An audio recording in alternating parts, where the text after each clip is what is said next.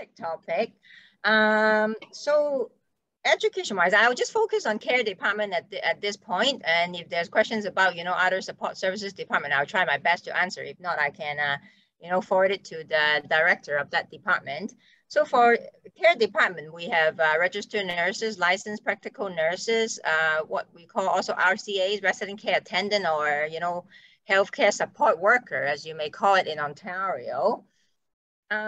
So all of these positions, the RNs and the LPNs, they come from licensed colleges or universities, and then they are regulated professionals by their colleges. So they have the basic training, either, ranging from 18 months, which are the licensed practical nurses, to up to 4 years for registered nurses if they have a bachelor's degree. And for care aides, it's about 6 to 9 months. For Fairhaven, we tend to, or we prefer to hire from the recognized government-funded colleges. So those would be, Douglas Colleges, Vancouver Community College, Langara, Capilano College, or Kwantlen Colleges. Some of the private colleges in the past, like Drake Maddox or Vancouver Career College, they are called VCC as well, but it's a different VCC. What else now? There's quite a bit of sports shore colleges. In the past, I was afraid that there might not be a standard curriculum, so their practicum hours might be a bit different, and sometimes we find that the standards might not be able to be met. So we hesitated in, hiring from the private colleges. So in the past, I said, I prefer to hire VCC, and they were the students who would do practicum at Fairhaven at both sites too.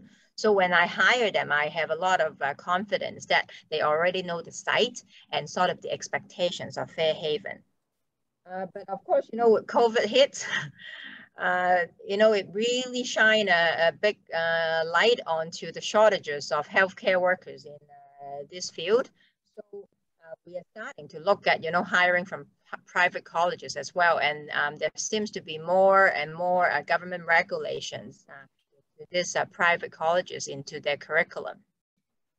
But nonetheless, like if we are taking a look at the resident care aide program, when it runs from 6 to 8 months, so when they come out and they graduated, they have basic knowledge about, dementia care. That's what they're focusing on lately. We can see that their curriculum focus a lot on communication, behavior, and not just the personal care part. We talk about oral care. How do you provide mouth care? How do you provide peri-care, which is, how do you wash the private parts of the residents, male and female? How do you do it? There are specific steps that you need to take so that, we do not introduce germs and bacteria to the urinary tract. So they go down to the nitty-gritty details. How do you provide a bath and a shower and feeding assistance? What kind of diets are being provided? So those are all the basic knowledge that would come with the care aides already, and nurses with their, 18 months to up to 4 years of training, they would go in even more details. And their program don't just focus on geriatric elderly care. They would, go into the other different areas like pediatrics, maternity, and psychiatry as well. So, having said that, when the staff are being hired, they go through a standard interview process and an interview or questionnaire. Of course, we look at aptitude too. I always joke around and, I wanted to make sure that I hire nurses and staff who know how to smile. That's a great aptitude. If you don't know how to smile, it's too serious. With our population, it's not going to work well. What I'm looking at aptitude is not just, I'm really patient with the elderly. I have a lot of compassion. I'm very hardworking. Is that good enough? I don't think so. Hardworking is not good enough. What we're looking for is the attitude of, how they're going to be treating the residents. I treat them with respect. Of course, that's a given. You have to treat everybody with respect and not just the elderly. all types of patients who are in acute care or even in long-term care. You have to treat them with respect. So what we're looking for is the personality, the critical thinking skills and the problem-solving skills during the interview process. And I found that Vancouver Community College do really lay a very good foundation for the students that we hired. And throughout that 6 or 8 weeks of practicum at Fairhaven that we observed, we really do try to pick out the cream of the crop. That's pre-COVID. Right now, we don't know, but the thing is we try to, when we, the leadership team are trying to interview all these caregivers, we make sure that we're not just hiring a warm body. We need to hire somebody who really fits the expectations of this, job description. It's very emotionally, physically, and I would say mentally draining. This is not an easy profession that we're getting into. So we want to make sure that we hire the right people. Now on the job training, we provide 1 day of general orientation, and that is pre-COVID, and we're trying to pick up the pace now since hopefully things are going to fall back into place. On the 1 day of general orientation, we have contracted physiotherapists who would go through a transfer and repositioning and handling of residents, physical handling. So how do we use the physical lifts? We have a few different kinds, the sit to stand lift. How do you properly use the body mechanics? How do you make sure that you perform a point of care, assessment of the resident? Is the resident too tired? Are they able to weight bear before you look at the use of the sit to stand lift? Are they able to follow directions and instructions? If they're too confused, then the sit to stand lift would not be appropriate. Then we would have to downgrade to what we call a full floor lift or ceiling lift level. And that would be requiring the whole team to assess that. But all the staff are trained on, transfers, repositioning in bed. How do you transfer from, let's say, from a lying position in bed to a sitting position? And then from a sitting position, how do you use a lift to transfer them from the sitting position in the bed to the wheelchair or to the toilet or vice versa? So these are all, included in the general orientation. And of course, every year we do a refresher, and it could either be done in-house by our own nurse managers or resident care coordinator, or we would have one of the vendors trainer where we bought the equipment from. Those vendors, trainers, educator would be coming on site, and we would coordinate with a workshop or in-service on site here. So besides the use of equipment, we also train the staff on the use of our computers or tablets for documentation as well. So the RNs and care aides, or the RNs and licensed practical nurses, they are trained on electronic documentation and also assessments. So those are all included in their 3 to 4 days of buddy training. So we call it shadowing. So they would have a buddy nurse, RN, or buddy LPN, or buddy RCA to spend 3 to 4 shifts with them to go through those computer training as well. Now, on a yearly basis, there is an expectations of all staff to go through, fire safety training and emergency response training. So fire safety, I mean, the name gives out, what it's all about. Is when we have a fire, code red, how do staff respond? How do they check residents? How do they evacuate residents? And that training is once a month. We have a code testing. So on general orientation, we do that. Plus, we do the monthly training. And emergency code testing is not just code red. Now on my card here, I don't know whether people can see it very clearly. We have very many different codes. We have a code black, which actually today at Burnaby site, we just had a code testing of that training. And code black is bomb threat. Yeah. Yeah, so we don't really have hopefully, you know, we don't ever have to deal with that, but we got to get the staff prepared for, you know, code black. We have code brown, which is hazardous material spill. That could be, you know, BM, urine, blood, or any cytotoxic materials, such as, you know, cancer drugs. We have some residents who are on, you know, cancer drugs, and if we spill that, what do we do? So the co-testing, those would be done, you know, in a month of the year at both sites. There's also code green, which is evacuation. I mean, code red doesn't really always go to code green for evacuation, but sometimes I might have to go that way. Code gray, which is air exclusion. Sometimes, you know, if there's hazardous gas, you know, from a fire, from, you know, close by area, you know, how do we try to do the air handling and change the air exhaust system in the building? So those are the training we have.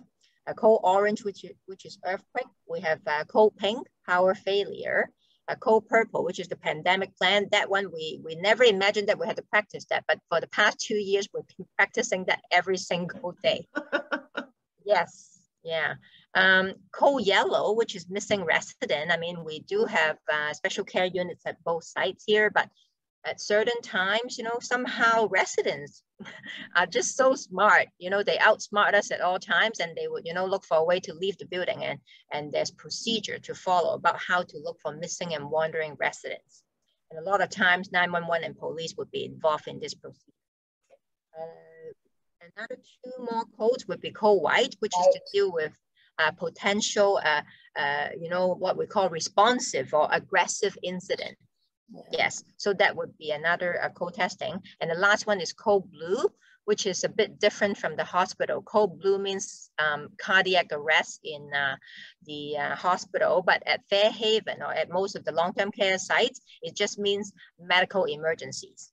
And we would have different scenarios that we would have the staff practice on, so that they are familiar about, you know, what to do. And basically they just have to bring all the emergency equipment to the site of where the incident is happening.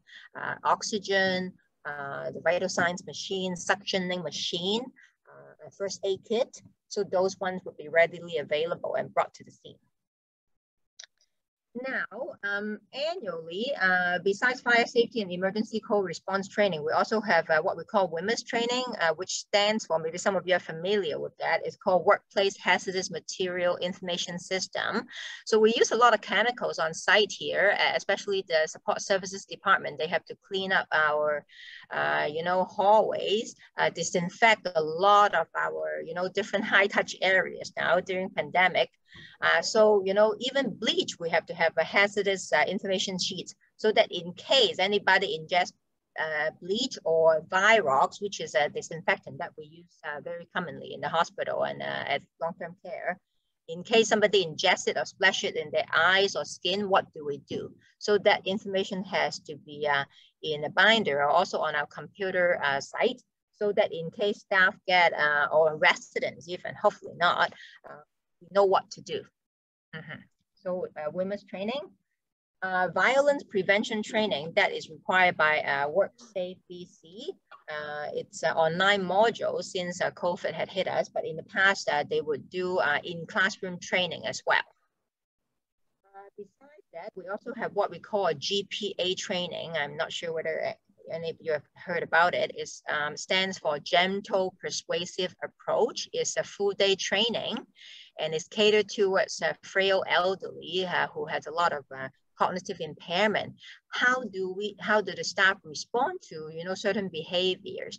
And in this 1 day of full day training, the philosophy is that it's how do we protect the resident and protect the staff at the same time? How do we be respective? They said respective, protective, and also a defensive. Those are the 3 philosophies in this training.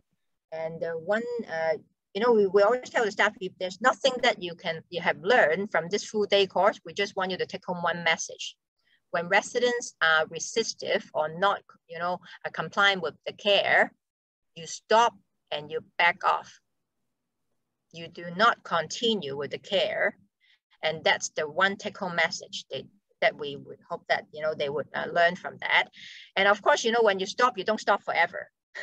staff would say, oh, you know, Loretta, you said to stop and back off, but I said, I didn't say that. You back off for 3 months though. You got to reattempt and reapproach the residents. When you can't give pericare, you can't touch, you know, the resident private part, is because they're in a defensive mode.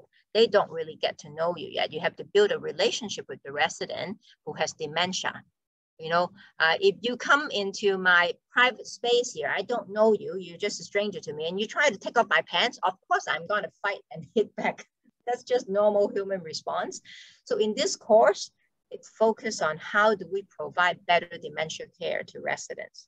And this one, usually this course would be given to staff who first got hired within about 3 to 6 months. And of course, COVID set us back. But we're trying to pick up the pace again and offer this course in-house to our newly hired staff. And every year we do a refresher of 2 hours with our existing staff who had gone through the full day training.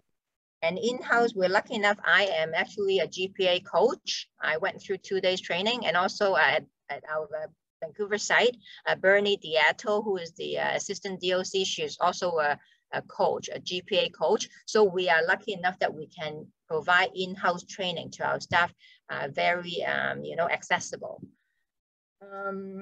Because we know the population, a lot of times staff would use our own in-house example of certain, you know, challenging situations.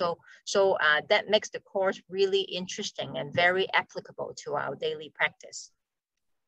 After that, of course, infection control have been, you know, in the, you know, spotlight in the past 2 years due to the pandemic. So infection control, we have, you know, the health authority infection prevention control team coming in almost on a monthly basis in the beginning of the pandemic to give us a lot of training. But before the pandemic, infection control was our focus as well. Every year, when it gets to close to a flu season, influenza season, we give hand hygiene education to all our staff. You know, washing hands, you know, some people would tell us, you know, it's easy, I know how to do it. But the thing is, you'll be surprised how much, you know, mistake people can make about washing hands. Some people are not wetting their hands before they put the soap on. They are not, you know, doing the friction about you know, rinsing the hands, and then they will just rinse everything off. So it's the friction with the soap. The soap is not the one that's going to kill the bacteria, because there's so much antibacterial soap on the market, but the actual friction that when you're rubbing your hands or rubbing in between your fingernails, that's how it gets off all the virus and bacteria from your hands. So we have that training for our staff and even family members in the past couple of years. And a lot of family members are surprised that, hey, my God, hand hygiene is such an art, and we didn't even know about that. So we're really happy to, you know, offer that education the past few years, including our family members and visitors. And throughout the whole education, it was a very interesting process. And you get a sticker and a lollipop at the end after you go through the training and answer a questionnaire. So hand hygiene, one of them. When to use PPEs. I mean, we've heard about PPEs all this time. It stands for personal protective equipment. It includes masks and gowns. How do you don and doff, which means putting on and taking off your gloves and gowns and masks. And there's orders to do it and sequence. So we have been reviewing that quite a bit. What else? And proper use too. I mean, people are not realizing that, you know, proper use of PPEs, you know, before pandemic, even, you know, glove use. Sometimes we see staff using gloves, and sometimes actually during the pandemic too, I see a lot of family members are wearing gloves inappropriately. When you're wearing gloves, they think that you're protecting yourself, but actually you're not doing yourself a service. That you're wearing gloves and you touch it everywhere, you can transfer the germs and the virus from this place to that place. So a lot of times when we see staff wearing gloves, pushing wheelchairs, that's really unnecessary. They touch a doorknob. If there's a COVID virus on the doorknob, they will be transferring it to the wheelchair handlebar. So the best thing is to wash your hands. And we really discourage improper glove use. If you're not touching any bodily fluids, gloves should not be used. And I always repeat this message. always tell the staff, I mean, sometimes we jokingly say that in order to have a message move from short-term memory to long-term memory, I have to repeat myself to the staff 33 times. That's how many times it takes for it to stick in the memory. And that's why refresher and revealing of, you know, all this different education is just so important. So I think that's how, you know, we're talking about, you know, how the different type of staff comes in with a foundation of education from their college. And then for general orientation and ongoing education, what do we expect of the staff on a yearly basis? So I talk a lot now, so I'll see if there's any questions from any family member that I might be able to answer. Thank you, Loretta. Hold on, Jen. I'm going to just one quick thing. I just want to say thanks, Loretta. That's awesome. I do have Angela had a question in there. Jen, I'm going to get you to go ahead. You ask your question, and I'll ask Angela's question. Okay. Yeah. So I know couple years ago, I think it was probably summer of 2020, because of the pandemic, they started imposing the single site policy. Is that going for the staff and KAs, etc.? Because in the past part before that, I know a lot of those staff, they work in multiple sites. So is this policy going to continue beyond, let's say, if someday, you know, hopefully, you know, we'll be approaching the end of the pandemic soon, but is this single site policy going to continue, and how has that impacted your staffing level or your ability to have enough resources to support the care homes? Yeah, great question, Jen. And unfortunately, I don't have the answer for that, whether it's going to continue. I think that I have to ask Dr. Bonnie Henry about that question.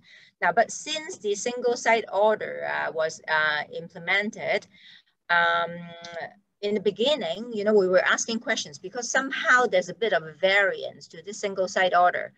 If you work in a long-term care facility, nurses, doesn't matter what you are, you know, if you're not working, you can only work in one long-term care facilities, but you can work between acute care and long-term care facility. That is something that I don't understand, but that's how, you know, the Ministry of Health and Dr. Bonnie Henry put that down. So if you work at Burnaby General Hospital or Surrey Memorial, you can still work in an LTC facility, but you can't work in two LTC facilities somehow. Don't know. Now, there's also another variance that was being awarded to us back in September 2021. Joy was able to negotiate a little cluster variance through the Ministry of Health and through our Fraser Health and Vancouver Coastal. So what that cluster means is that Vancouver Fairhaven, Burnaby Fairhaven, and also St. Michael Center, which is the, you know, St. Michael Center right beside the Burnaby Fairhaven on Success Avenue. These three sites, since we are so close in our management, we know all our staff, we are allowed to form a cluster, and the staff who work in these three sites can go between the sites, which is to try to solve that problem of extreme staff shortage. Yeah. And this variance is still effective until now. But lately, because St. Michael's had an outbreak, so we stopped St. Michael's from coming into any of the Fairhaven sites. So as of this point, we still have Burnaby site and Vancouver site sharing staff. Now, but going back to the latest, because we have one staff who's positive in Burnaby, and of course, you know, that staff or any staff who might have exposure, then those staff are not allowed to go to Vancouver Fairhaven. So are they allowed to work right now under the current quarantine order or guidance, if there's such a thing anymore? So is it true that some staff, even when they are tested COVID, positive for COVID, they are still, as long as they feel good enough, they are allowed to work? Does that apply to long-term care homes? So that doesn't apply to Fairhaven. I don't know about all the other sites. Acute care hospital, I heard. Well, those are just rumors because I don't know of it as a fact because they're so short of staff.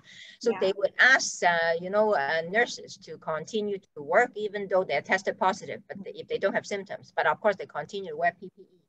for us at Fairhaven here, if they're tested positive, we would do the count of 5 days. Okay. So 5 days, only when they have no symptoms, then they're going to come back. But we're not going to do testing anymore because we know that if they're tested positive 5 days ago, they're still going to be tested positive 5 days later, or even 4 to 6 weeks later. Because the antigen is still in the body, but they're no longer contagious. But there's no point of testing. Yeah, so that's what it is. But, you know, everybody's body is different. You know, sometimes some staff, you know, 3 days, they feel better already. They want to come back. I said, no, you got to wait for 2 more days. Sorry. So because that's the guideline. But some of the staff, after 5 days, they still feel awful. So we say, you know what, if you still have a cough, sore throat, please stay home. Yeah. So that's the guidelines we're following right now. Loretta, one thing. Oh, quick question. Sorry. We're getting off topic there. We're going to stick to actually just finishing off the training bit before we go totally open questions. So okay. I know Angela had asked a question earlier about what additional training courses do we have for dementia residents? So our care aides, our other staff, what additional training do they have for dementia residents? Yes. I just because I wanted to wrap up our training information and then we can do a bit more open questions. Understand, and thank you for regulating the meeting very well. So the additional training is the GPA that I was talking about, the gentle persuasive approach, and also the violence prevention training that is offered by WorkSafe BC, which is online modules. And both of these courses touch heavily on, you know, dementia training and residents with dementia or cognitive impairment. How do we manage those residents' behaviors? And for GPA, as I said before, the philosophy is catered to frail elderly, and the 3 domains that we're focusing on is this course is going to teach us protective mechanism, a defensive mechanism, and respectful mechanism. And the philosophy behind it is also that we believe that there's the meaning behind every behavior of the resident. If the resident is not being, you know, compliant with certain care, we look at, have we satisfied the resident's basic need? Are they hungry? Are they wet? Are they uncomfortable? Are they in pain? Do they have an infection? Have we looked at the root cause of the problem? Besides saying, oh, this resident is just trying to be difficult and just trying to make my life hell, which is not true. Is the disease that makes the resident respond in a certain way.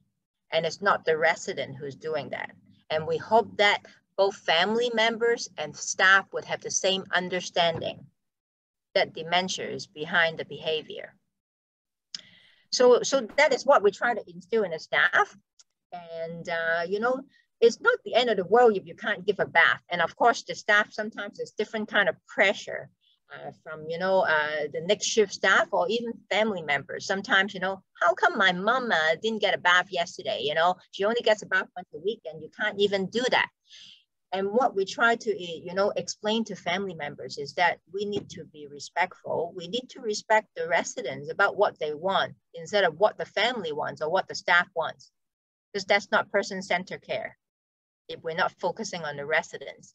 When the residents is responding or behaving in a certain way, they're trying to give us a message. And of course, you know, as I said earlier, you know, when you stop and you back off, you don't back off for 3 months. I don't want to see staff saying that, you know what, I had trouble trying to give a bath last week to Mrs. So-and-so. So this week, I'm not going to even attempt or try again. That's not acceptable. We're not backing off forever. So that's the message that these 2 courses are trying to give to the staff. And you have to be creative. Sometimes you might have to bribe. Sometimes you might have to say, oh, Mrs. So-and-so, I'm going to give you a cup of ice cream if you come with me to the bathroom. And, you know, I'm just going to change you. I'm not even going to, you know, get you wet or something. As they build that relationship and build that trust, maybe in 2 months' time or 3 months' time, sometimes it might take that long. When they trust you, the residents are going to accept a bath in 3 months. And those are some of the instances. And sometimes, you know, staff have to understand, and even family too, that even though we don't give a shower or bath, doesn't mean that the resident is going to smell or they be dirty. We can give sponge bath we can change them. We can do different things to try to keep the resident clean and comfortable. Yeah, so there are different ways and alternatives to try to provide care to residents, and that's what we're trying to instill in the staff. Do not force care. Be respectful and make sure that when we're providing care is in the most dignified manner as possible. Yeah.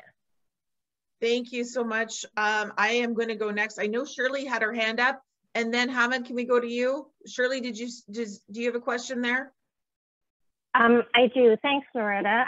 I'm actually so happy to hear that the focus on training is turning towards dementia care, because I know that the new staff and the students coming out are getting that training. And from what you told us tonight, it sounds like the existing and long-term staff will be getting that training. Is that true? Can you confirm that? And is there a systematic way of putting them, schedule of putting through the existing staff through that training? That's right. So our gentle persuasive approach training or dementia training had started about 8 years ago. So if staff had been hired since 8 years ago, the existing staff and new staff had all gone through that training. The newer staff who have been hired through the pandemic, we haven't been able to keep up to date, but the thing is they still gone through the violence prevention training. So they get bits and pieces of it. And the philosophy is spread it throughout our daily huddles. Our daily huddles talk about some challenging situations when residents, staff are giving care. And they said, you know what, Mrs. So-and-so is not really being cooperative. She's refusing care. What do we do? And there will be a lot of one-to-one coaching before we go through those gentle persuasive approach one-day training. So we're not going to be missing any opportunities to, teach and coach the staff the right kind of approach to residents' care when they have challenges because of the dementia. Just a quick, thank you. So just on a quick related note to that, you said that building trust and the relational aspects of care is really important. So one thing and a question that I've been thinking about for a while since the beginning is that I noticed there's often a lot of shifting of people, different staff members from one neighborhood to the other, or even within the same neighborhood. And yet consistency and familiarity is so important for residents with dementia care and the elderly in general. So I'm just wondering, and I understand the staff shortage and the challenges of scheduling, but is there some way that we can improve or increase how often staff get assigned to the same area or the same neighborhood? So Shirley, actually our rotation had changed a couple of years ago, that we have consistent staffing now. Some staff would be working days and evening shift, but it would be still in the same neighborhood. So if they have Cherry Tree, they are going to be staying in Cherry Tree.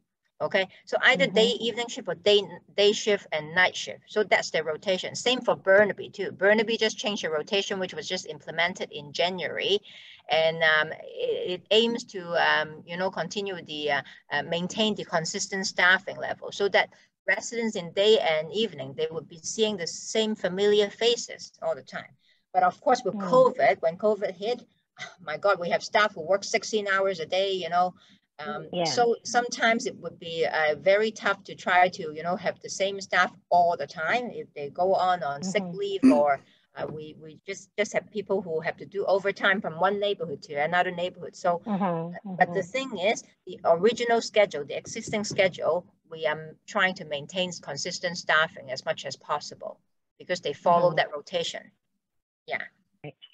Okay, thank you. Good to know. Yeah. No problem. Yeah. Great. Thank you, Loretta. And good questions. Hamid, sorry, I didn't mean to cut you off earlier. What is your question for Loretta? Yes. Loretta, you mentioned that if any staff has a diagnosed with positive COVID and after 5 days, if there is no symptom showed up, he or she can go back to work. But my question is, even though that there is no symptoms that staff shows, isn't any possibility that he or she can transfer the virus to the other colleagues or residents? Now, very good question. As we know, throughout the whole pandemic, there's different variants that we're learning about, right? There's the Delta variant, and now we are dealing with the Omicron. And Dr. Bonnie Henry said that, you know, probably over 70% of the population is going to get Omicron before we can end the pandemic. So, but the new Omicron, before Delta, when the Delta variant hits, the isolation and quarantine period is 14 days. Yes. But now it's down to 5 days. So there's a lot of research that's gone through, you know, scientists have gone through, and the contagious period of the Omicron is actually 2 days before and 2 days after. Okay. So with the 5 days is already quite long. And of course, our first line or last line of defense is our PPEs. When staff are wearing their mask and the goggles, they are protecting our residents and their co-workers. So the policing of people wearing their mask properly is fundamental in, you know, maintaining and containing the virus. When I see any staff, I mean, they're not doing it anymore, but at the beginning of the pandemic, some of them, they're wearing like an ear ring on the side or wearing it below their nose, not covering the nose and mouth. I will be pulling them aside to tell them that, you know what, that's not how, you know, we protect our residents, and that's not how you be wearing your PPE. And so far, we know that our PPEs are working. Why? Because, you know, just this most recent case where your mom is living in the special care unit in Burnaby, there's no further transmission between residents and staff. It just stops at that one, you know, resident. That means our PPE is working. And the good news is that, you know, the Omicron variant with our 3 doses of boosters for all the residents, and I would think 100% of our staff are pretty much, not 3 doses, not 100%.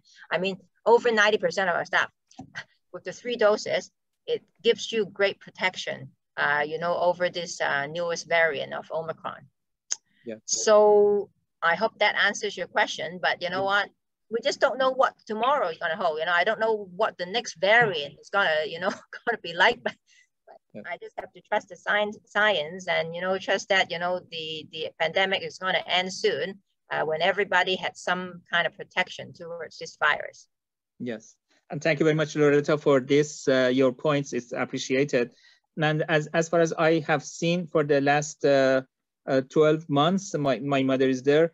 I have seen that caregivers and all the nurses are doing their best to take care of all the residents. It's really appreciated. And because if I were a caregiver, I think that for me, sometimes if it is 16 hours of work in a day is a really long period. It's really, I think that it's not fair for caregiver, especially to give them 16 hours of work. Probably you guys should find more staff to have just 1 shift rather than 2 shifts. Sometimes. I know, Hammett. If you can find me more nurses and care aides, I would really. We can find a bonus for you, maybe. I wish that somebody can wave a magic wand and try to find me those staff. We're trying our best to staff. It's getting better though. I mean, the good news is it's getting better. We are able to hire from you know, VCC, because we had several practicum we resumed practicum about I think since last summer, and there's been a few groups of students who come through at Vancouver Community College, and we hire quite a few of them you know, during those times. And of course the incentive from the government, there's a sign-on bonus of $5,000 for care aides. I think that helps as well with that incentive, but just not fast enough. I mean, we're trying to hire as many staff as possible. Okay. Thank you very much, Loretta. Yeah, no problem. I'm going to open the floor a little bit more. A few people here. Elaine, did you have any questions for Loretta that you wanted to ask? Yes, I do. Okay. So Loretta, I've been visiting Fairhaven for about 9 years. And what I wanted to know is, you talked about hiring new staff. Do you actually give them expectations in the first 3 months that they must meet, so that they have a list of expectations so that they are actually learning how to be person-centered care? So not just general training, but actually talking about the vision and all the standards that must be met. Some of the things that they get through training that they would get in their courses, but I'm talking about things that are actually specific to Fairhaven, because I've noticed with the new staff that some of the attitudes and some of the training is really lacking, and they don't seem to understand, or they don't seem to know how to anticipate what is required. So when you look at someone who's been there many years, and there's a few who've been there many years, they have that ability to anticipate, and they have the ability to have great understanding. With the new staff, they don't seem to understand expectations. At times, it seems all they want to do is just do their job. But as you say, you expect a smile. That doesn't always happen. But are they handed lists so that they know what standards they are required to meet? And do they have specific reviews, like an annual or a 3-month review, where they're actually talked to about some of the things that they are doing correct, or some of the things that they're not doing correct?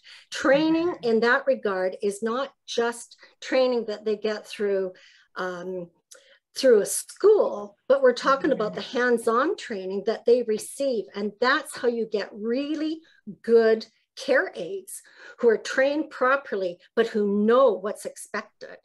And I don't think a lot of the new ones do know what's expected. So Elaine, great question. So as you know, every organization, or, every facility you go to, there are, what you call the good care aides, and the, not so good, and then the really bad ones. Right? And we are in a unionized environment. So unfortunately, it's not like a private organization. You don't meet the standards. I understand that. I actually was an HR manager in a huge organization. That's right. Yes. And the thing is it's the first 3 months that you have to set these standards. And even in a unionized environment, if it's done properly and set up properly, you can get rid of the people who are not doing their job. Definitely. There's a process there. Now, so on hiring, after 3 months, we do have a probationary review, just like anybody else. And the thing is, if there's any concerns, I mean, especially from family members, seems like, you might have had some experience. And I wonder whether you had reported that to nurses or, management about, certain staff that you might have had concerns about. And if we receive any family concerns, we would definitely follow that up with those particular staff. And it doesn't always happen. Sorry. Yeah. I've had LPNs who don't want to address it. I've had managers who I brought things forward to, and of course the managers leave. So of course you've got all these new people, you too, and all these new people who don't have the same continuity. So things fall through the cracks because what was brought up before is lost. Yep. So I guess, we would try our best to address family concerns. And the thing is, if it doesn't satisfy you, at that point, I would, continue to try to escalate it until, those concerns are being heard and being addressed. That's how the philosophy goes. I mean, you can go as far as, patient care quality council, at the health authority level. No, I'm talking about, Loretta, more the people, when they come on board, what standards do you set for them? Do you put standards in writing so that you so we have Elaine, so we have a job description, and there's basic expectations about what they are going to be doing with the residents, and of course there's policies. There's about 7 to 9 policies that at every performance review or appraisal that we would review with the staff, and we would have them sign off on a list of expectations. So after that, and then if we hear any concerns from the nurses, I mean, regarding care aides, that would be, or, regarding supervisors, if there's concerns about the nurses themselves or from family members, then we would collect all those data before we do the annual, performance review. So that's how we do it. And of course, as you're familiar with the process of the progressive disciplinary process union, we do go through those processes, but because of the confidential nature of it, sometimes we cannot always go back to the family member, say, hey, what you reported to me, I have already done something. I have terminated the staff, or you know what, I have given her, 3 days of suspension. Because of the confidential nature of it, we cannot always come back to you and tell you, Elaine, this is what I have done. So things are being done in the background, and you know what, we take quality of care and the standards of care very seriously. And I'm sorry that you probably might not have full information about what had been done about every complaint that you had submitted. But in the future, I think if you do have concerns that you bring up, I hope that we can meet your expectations about what you have reported, and it would be taken care of and is being addressed. I can't really go back to history, but what I can tell you is that moving forward, this is what we are going to be doing in the care department perspective. When I'm sitting in this position, as you say that I'm new, I just started this new position in April, and this is my I wouldn't say a promise. I mean, that would be my philosophy. But Loretta, you say you started new in April. How long have you been with Fairhaven? I've been here with Fairhaven for 16 years now. So you're not exactly new. They just gave you the title to go with your responsibilities, I think. Yeah. But Elaine, I know that because you know what, Burnaby has a lot of management changes in the previous years, and I do agree with you. And I hope that with my new position, I would be able to try to bring a bit of changes, or I don't know whether I have the ability to, but I am hoping that I can, within my ability, that I would like to bring some stability to the leadership and bring some consistency. So that's what I'm hoping to do, Elaine, and you can tell me whether I would be doing a good job in the future or not. Can I add a comment just to balance Elaine's view? Because you're in Burnaby, I'm in Vancouver. And so I have noticed with the new staff, particularly the ones that are, that went through the internship and eventually get hired, is that I find them really refreshing and pretty committed to each of the residents, particularly from my observing my mom and the care that she gets from some of the newer and younger staff has been really good, and I am happy with that. So I think often it's the individual as well. So it's the individual person that comes to that role. So I have seen that the new staff have been, I've been happy with their care for my mom. So hopefully, it's not a systemic issue with longer term employees versus newer staff. That's right. Shirley, thank you for that. Feedback. Yeah. Yeah, and I actually, Shirley, I wanted to bring up the point. I echo your feedback. I found that newer staff who had just come out of training, they are, more trained in the new research data, and they know the new best practice guidelines. Rather than our staff who might have been here 20 to 30 years, they might not be, as up to date with, the new research. And sometimes, you would find that the newer staff could be quite refreshing. And then, they are even, could be maybe even better than our existing staff, because they are willing to learn. They have an open mind. They're not, sort of set in their old ways, but, for 20 years, this is what has been done. So they are more open-minded to new learning opportunities, and they're more open-minded to hearing family feedback as well. And we need new blood. People have to retire. We cannot be, I always have this, I tell my staff, I have a very, somewhat selfish, sort of vindictive. When I'm training you today, or when I'm giving you the philosophy, when I move into a nursing home in 20 years, or maybe less than that, I would hope that I would have this right kind of staff attitude to care for me, because I probably would be a pretty picky resident too. So that's my personal prerogative. When we're training our new blood and the new staff well, the baby boomers are coming in, or when I come in about 20 years, I would probably have better care.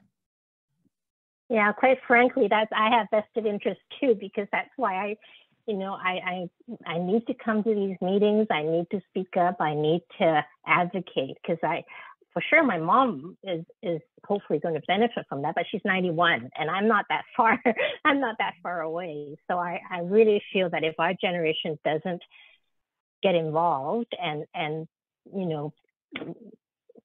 voice some of our concerns and try to make some change, even though it's a fraction of what we can do, I think, it's better than everybody not speaking up, because when our time comes, nobody else is going to make the changes for us.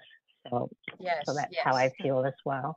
That's a really good point, Shirley. Yeah. And I think, during COVID, the spotlight was shone onto long-term care, but we've kind of lost that. And we need to get that momentum back, because we need additional funding, we need additional resources, we need additional care. And I think it's so important. As you said, a lot of us are getting closer and closer to that point in life where we may need that care. So we see what the future holds. No, exactly. Thank you. I know Becky's on the line with us too today. Becky, did you have anything you wanted to say? I didn't know if you had an opportunity to speak up yet. I know she's yeah, thanks. I don't think I really have anything to add at this stage. Thanks so much. Okay, great. Thank you. I just wanted to make sure you knew we saw you there. Was there anything else anybody wanted to add? David, did you have anything you wanted to add to this? I'm okay right now. Okay. I'm okay. Anyone else? I'm going to put it out there. Okay, Shirley, I'm so sorry. I'm going to stop talking right after I get my answer to this question. What's the status of the air conditioning installation at Vancouver? Oh, yeah, that's Loretta? right. Yes. So we have already got a quote, and actually we've got some supportive funding from Vancouver Coastal that we're really happy about. Good. So now they are ordering parts. We have hired our contractor, Milani, to be doing the project, and it would be a split duct system. So it probably, certain corners might still be hot in the summer, but the thing is, the general area of the living room and the dining room, they would definitely be cooled down, hopefully for next summer. Yeah. So the project probably will start, sometime in the next couple of months. We just have to get our contractor to confirm when they're going to be receiving all the parts. Because right now, a lot of contractors, they have, problem. Because another project that we're doing is changing the nurse call system in Vancouver too, and they're just going to start next week. Originally, they planned to start in October or November, but no parts until now. So yeah, there's a shortage of parts and metals and stuff like that. Yeah, but it will be done. Yeah, in the next couple of months. Just happy that it'll come before the next heat dome. Yes, we don't want to go through. We don't want to go through that again. No. So. Yes. Yeah. Great. Thanks. Wonderful. Okay. Well, thank you, everyone. Was there anything else that anybody want to bring up before I kind of wrap things up here? I'll put it out there. Next month in February is Therapeutic Recreation Month, actually. So we are going to have Dana Lemoyne, our new Director of Therapeutic Recreation, come and speak to us about sort of the programming that they are doing in recreation. And definitely excited to hear from her as well, some of the changes she's bringing. Loretta, I want to say a huge thank you. We really appreciate your time today. It was so much information. And also too, if anyone else, if you have any questions that bubble up afterwards this meeting, please send them to me and I can definitely feed them on to Loretta and get an answer for you. We try to maintain as open communication channels as possible, and I am your person. So feel free to ask me any questions. Loretta, are you wearing two hats? One for Burnaby, one for Vancouver? Yeah, actually since April, my title had changed to Director of Care, so I am covering both sites now. So I would be spending like half time in Vancouver and half time in Burnaby. So that's why you guys are not seeing me, you know, as much in Vancouver. So I'm just trying to, you know, cover both sites, and each site has their assistant DOC. So Vancouver would be Bernie. Bernie's title has changed too. And then Burnaby site would be Mary Sell. So they would be, you know, the part of the new nursing leadership team that we are hoping to bring some changes to both sites and hoping to improve resident care to the best So of our ability. where does Zenata fit in? Say it again. Where does she fit in? Oh, Zina, Oh, she is still our registered nurse. She is regular. She's still on the upper floor. Yeah, right now she's on vacation. She'll be back in a couple of months. Oh, she's just a nurse. She's not Yeah, like She was she was helping me to cover my role while I was helping in Burnaby last year for a few months. And Elaine had noticed that the previous nurse manager, Leanne, had, you know, left the organization. So Joy told me that, you know, I need you to go to Burnaby just to help out, you know, for a few months and see how things are. And then after that few months, she just felt that, you know, we need to change the organization structure and offer me this position. And I gladly take on the challenge, and that's where I am right now. Well, I think, thank you. Loretta, COVID has changed so much, and one of the things they highlighted is with the single site order, we really needed to provide a little bit more depth to our management structure and our frontline structure. So yeah, so I think I know I'm very impressed with you in the role, so I'm very, very excited that you do what you do. Thank you, Anne. Okay.